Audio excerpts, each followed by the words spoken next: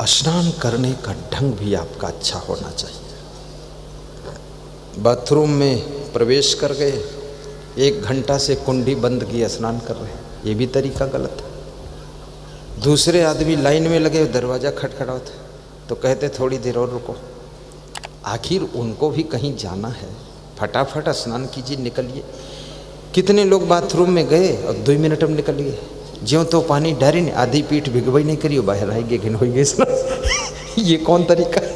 ठीक से स्नान भी कर लो, लेकिन जल्दी कर लो, टाइम पास मत करो, दूसरों का भी ध्यान रखो। लिखने में भी आप में क्वालिटी होनी चाहिए, राइटिंग अच्छी बनाइए। ये सब इधर उधर की राइटिंग मत लिखिए। मैं निवेदन करूंगा, इंग्लिश की राइटिंग भी टॉप की बनाइए। हमें इंग्लिश टीचर एक पढ़ाता था, तो उसकी राइटिंग से मैंने सीखा, जिले में नंबर 1 की राइटिंग थी, उसके बिल्कुल बराबर राइटिंग सीख कर 1 महीने में तैयार किया। तो बोला कि आपने मेरी टक्कर ले ली। हमने कहा टक्कर नहीं है, ये राइटिंग है। गुरु से टक्कर कोई चेला को लेना ही नहीं चाहिए, लेकिन राइटिंग अच्छी लिख देना चाहिए। तो बोला कि मन खुश हो गया। हर काम को अच्छा कीजिए, क्वालिटी का कीजिए। झाड़ू भी लगाइए, देखने वाले खुश हो जाने चाहिए कि अच्छा झाड़ू लगाया। मेहमान द्वार पर बैठे हों तो बहुत धीरे धीरे चुप्पे चुप्पे झाड़ू लगाइए, हाथ से कूड़ा उठा लीजिए, फिर झर्र झर्र झाड़ू मारोगे, धूल उनके ऊपर उड़ेगी। ये विवेक रखिए। और मेहमान हो न हो, अपना द्वार और घर रोज साफ सुथरा रखना ही चाहिए।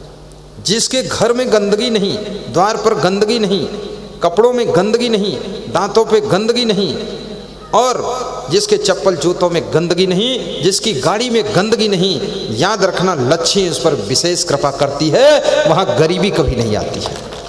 सफाई रखो। कितने लोगों को देखा जाता है, नाक साफ करेंगे, फिर अंगुली में जो नाक चिपकी है उसको पीछे पैंट में चिपका लेंगे, क्योंकि उनको पता लगता है कि ये माल और कहीं बनता नहीं है, ये स्पेशल कंपनी का माल। और कितनी महिलाएं नाक अपनी धोती में पोंछ लेती है। और कभी चांस मिला, मेरे पैर धोया तो उसी धोती से पैर पोंछ देती कि महाराज तुम भी थोड़ा माल ले जाओ। ये धोती नाक पोंछने के लिए, ये पीछे पैंट नाक पोंछने का कोई प्लेटफार्म है? एक कपड़ा रखा करो ना ऐसा छोटा सा। हाँ, अब हर समय पानी तो नहीं मिलता, लेकिन ऐसा कपड़ा रखो। सफ़ेद मत रखो, आप रंगीन में रखो। पॉलिस्टर का मत रखो, टेरिकॉट का मत रखो, सूती रखो। सूती शोषित करता है। और थोड़ा सा कुछ आपको लगा तो अपना ऐसे पोंछ लिया। ये पोंछने का तरीका है। अब पोंछने के बाद इसको पलट लो, इधर कर दो। अब जहां पोंछा वहीं बेर बेर रगड़ते रबड़ी बनाते। अब ये कौन समझाएगा तुमको? उसको उलट पलट कर लो। कई परत है इसमें, देखो इधर परत है, फिर ये परत है, फिर यहाँ खोलो ये परत है। अब दिन भर में 10 बार पलटो तब भी ठीक हो जाएगा। तो सफाई रखना चाहिए। दांतों को भी साफ रखो। कुचेलिनम दंत मलोपधारणम बहवासनम निष्ठुर भाषणम चा सूर्योदय चास्ता मिथे शयानम विमुच्यति श्रीयदि चक्रपाणी दारिद्र्य नाशनम दानम शीलम दुर्गत नाशनम अज्ञान नाशनी प्रज्ञा भावना भय नाशनी उद्योग नास्ति दारिद्र्यम जपतो नास्ति पातकम मौने चा कलहो नास्ति जागरतो नास्ति भयम मूर्खा यत्र न पूज्यन्ते धन्यम यत्र सुसंचितम धाम पत्ते कलहो नास्ति श्री स्वयं आगता। ये सब वही श्लोक मैंने नीति शास्त्र के आपको सुनाया है, जिन श्लोकों में ये बताया गया है कि लक्ष्मी कैसे घर में आती है। थोड़ा अर्थ भी बता देता हूं। कुचेलिनम, जो मैले वस्त्र नहीं पहनता है। दंत मलोपधारणम, जो दांतों का मंजन करता है, दांतों पे मैल जमा करके नहीं रखता है। जब हंसता है, मुस्कुराता है तो उसके दांत दूध जैसे चमकते, मोती जैसे चमकते, सुंदर दिखाई देते हैं। दंत मलो बहवा असिनम, जो बहुत भोजन नहीं खाता है, कम भोजन खाता है। निष्ठुर भाषणम, जो कठोर नहीं बोलता है, गालियां नहीं बकता है, मधुर वाणी रखता है। सूर्योदय चास्तामिते शयानम, जो सूर्यास्त के समय सोता नहीं है और सूर्योदय के समय जाग जाता है, कहते हैं उसको लक्ष्मी कभी छोड़ती नहीं है। वो देश में रहे या विदेश में रहे, अकेले रहे या मेले में रहे, लेकिन वो हमेशा लक्ष्मीपति रहता है। इसलिए याद रखना मेरे भाइयों बहनों, आप साफ सुथरा वस्त्र भी पहनिए और दांतों को भी साफ सुथरा रखिए। आप जब हंसिए तो लोग आपके दांतों को देखते रह जाए, चमकते हुए दांत। सेवा की भावना से किया हुआ कार्य आपके मन को प्रसन्नता देता है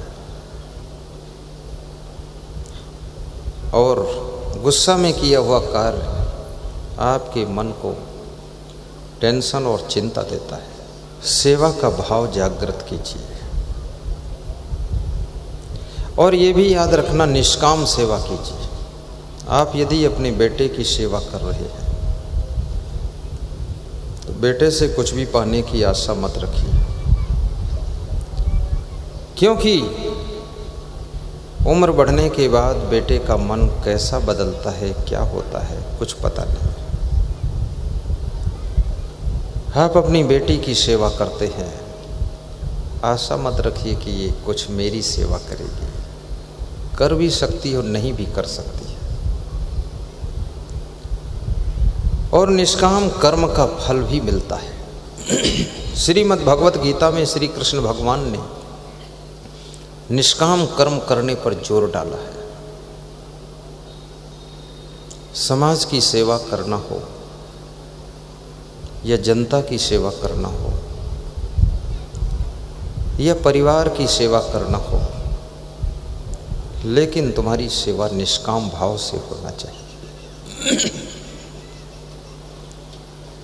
वृद्धाश्रम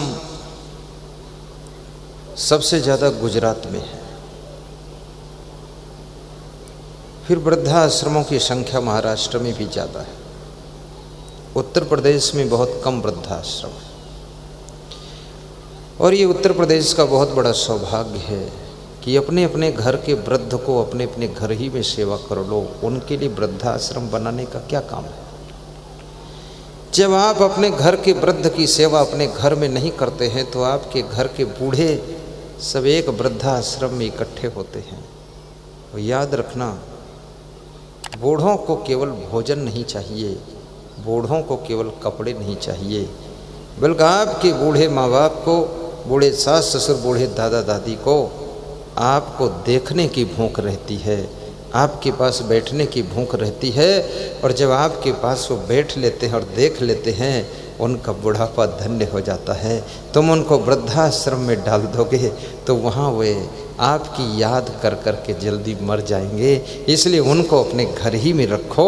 और बूढ़े को सेवा करने से क्या होता है, क्या होता है आपको बताता हूँ।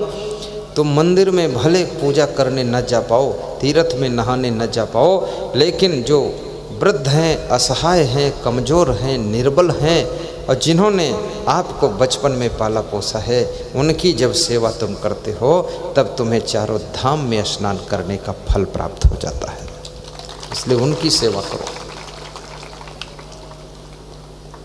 मैंने सुना है एक नवयुवक का विवाह हुआ, उसकी पत्नी ने कहा कि आपके पिताजी तो बहुत पहले मर गए, लेकिन ये मम्मी आज तक तुम्हारी मरी क्यों नहीं? इसको भी मर जाना चाहिए था, ये अजर अमर विनाशी की घूंटी पिए बैठी। तो उसके पति ने कहा कि मेरी माँ है, ऐसी बातें मत करो। तो उसकी पत्नी ने कहा इनको वृद्धाश्रम में छोड़ आइए, यहाँ क्या काम इनका है। तो पति ने कहा कि माँ से मेरा बहुत प्रेम है, माँ के बिना मैं रह नहीं पाऊंगा। एक दिन पति काम से गया था, जब शाम को आया तो देखा घर में माँ नहीं है। आते ही पूछा मेरी माँ कहाँ है? तो उसकी पत्नी ने कहा आपकी माँ को मैंने वृद्धाश्रम में छोड़ दिया। बोले अच्छा, मेरी माँ को लेकर आइए, नहीं तो मैं खाना नहीं खाऊंगा। तो उसकी पत्नी ने कहा नाटक मत करो, फालतू खाम खा, चुपचाप खाना खा लो। वृद्धाश्रम में वह सुखी रहेंगे, यहाँ गंदगी करती हैं, कौन उनको उठाएगा बिठाएगा। जाओ, स्कूल में छुट्टी हो चुकी होगी, बच्चे को लाना है स्कूल से लेकर आओ, यहाँ रो धो मत, बच्चे को ले आओ। तो बच्चे को लेने के लिए गया उसका पति, और जब आया लौट करके तो बच्चे को नहीं लाया। तो पत्नी ने पूछा बच्चा कहाँ है? तो बोले उसको मैं अनाथ आश्रम में छोड़ आया। जैसा को तैसे मिला मिला, कीच में कीच, नीच में नीच। तो पत्नी रोने लगी कि बच्चे के बिना तो मैं नहीं जी पाऊंगी, ज्यादा फुट फुट कर रोने लगी।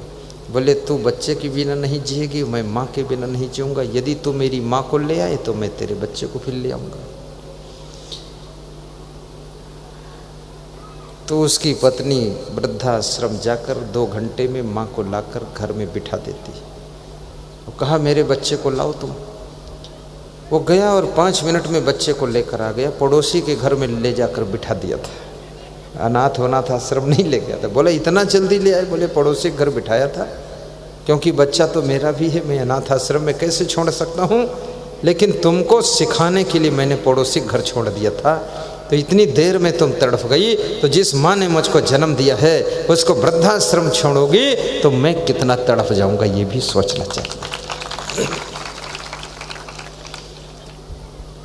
और वह बहू महान है जो अपनी सासू में माँ का रूप देख लेती है और अपनी सगी माँ से ज़्यादा सासू की सेवा कर देती है। याद रखना, तुम जो सासू की सेवा कर रही हो, ससुर की सेवा कर रही हो, ये सेवा का पुण्य इकट्ठा हो रहा है। जब तुम्हें वृद्धावस्था आएगी, तुम सासू बनोगी, ससुर बनोगे, तब तुम्हारे भी बहुएं तुम्हारी सेवा करेंगी। उसका तुम पूरा पूरा पुण्य इकट्ठा कर रहे हो, इसलिए उनकी सेवा करना चाहिए। हमारा धर्म हो सेवा, हमारा कर्म हो सेवा, सदा सत्संगियों में मिल हमें सेवक बना जाना।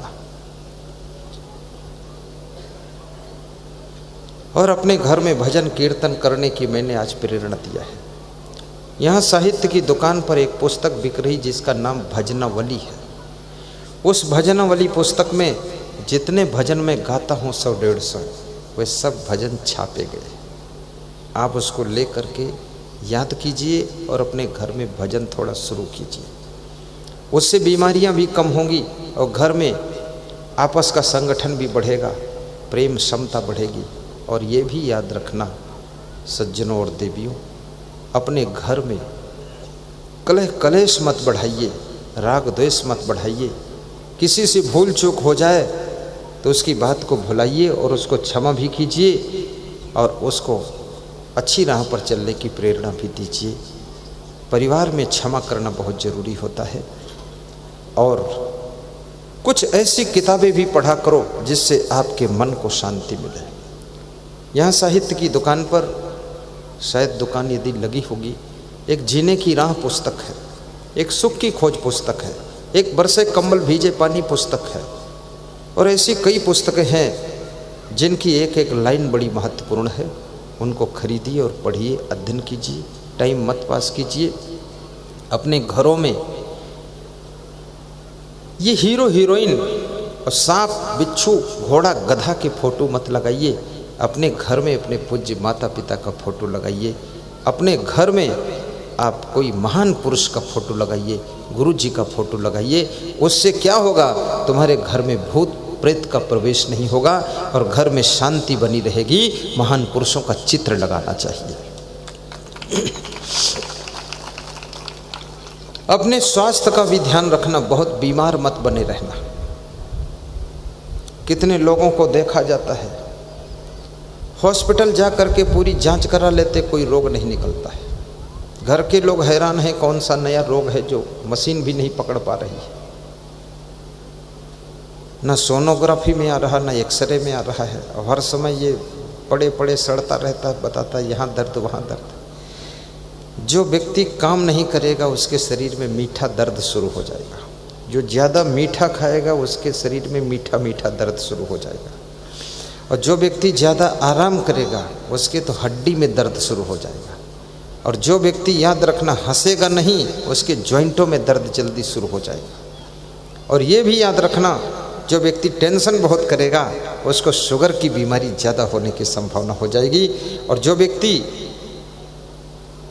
दूसरों को पीड़ा पहुंचाएगा उसके शरीर में भयंकर रोगों का जन्म हो जाएगा। और जो व्यक्ति, मैं निवेदन करूंगा, ज़्यादा घी खाएगा, ज़्यादा मलाई खाएगा, उसका डाइजेशन बिगड़ जाएगा, वो फिर स्वस्थ नहीं रह सकता है। थोड़ा फाइबर वाली चीज़ें खाइए, थोड़ा फल फ्रूट सलाद भी खाइए, और पानी ज़्यादा पीजिए, पानी कम मत पियो, और आयुर्वेदिक दवाओं का प्रयोग भी करो। अगर कोई बीमारी आती है तो आयुर्वेदिक दवा पहले लीजिए आप, उससे आपका स्वास्थ्य अच्छा होगा। हमारे सभी भक्तों को हम धन्यवाद देते हैं। सांसद श्री मुकेश राजपूत जी लोकसभा फर्रुखाबाद से पधारे हैं, उनको भी व्यास गादी शुभकामना कर रही है। और हमारे भूरे सिंह ईट भट्टा मालिक परम भक्त, उनको भी हम धन्यवाद देते हैं। और हमारे श्री मुकेश भैया जो अलीगढ़ से आए हैं, 1.5 कुंटल पेठा लाए हैं आपके प्रसाद के लिए, उनको भी हम धन्यवाद देते हैं।